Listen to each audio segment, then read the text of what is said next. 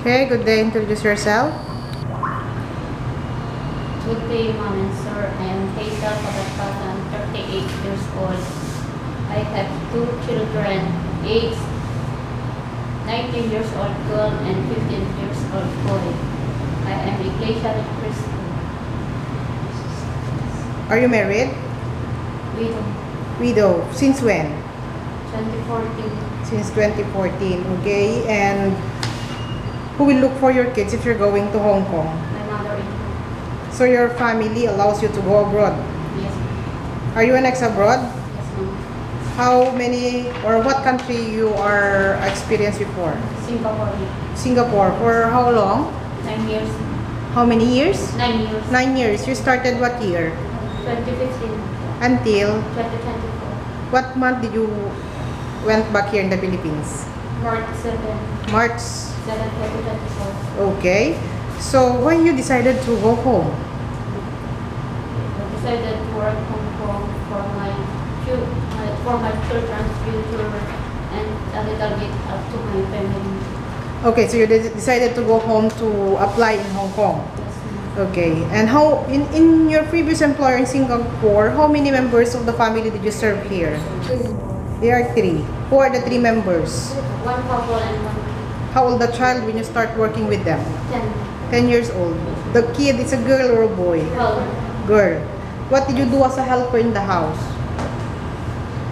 What is your duties? all around Like? cooking, washing, cleaning, ironing, taking care of kid and taking pet dog. Dog. How many dog do they have? One Small? big already. Big dog. Okay. Do they have cat? No. Okay. And you go to market?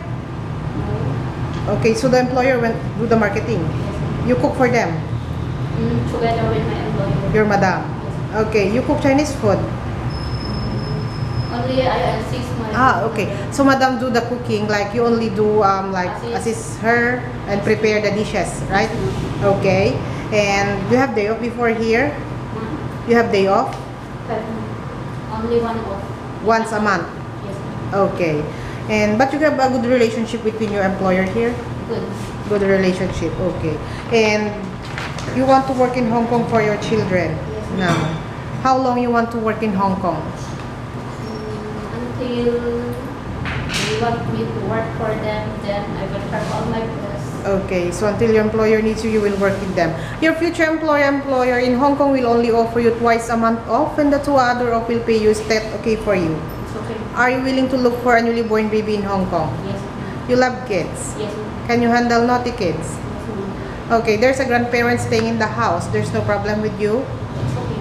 Are you afraid of any pet? Are you ready to go Hong Kong anytime now? Yes, ma'am. Your future employer is watching you. What can you assure and promise to them? I know please hire me and I will promise that I will take care of your kids as my own and I will do all my best. Thank you. Okay, thank you very much. HL 2081.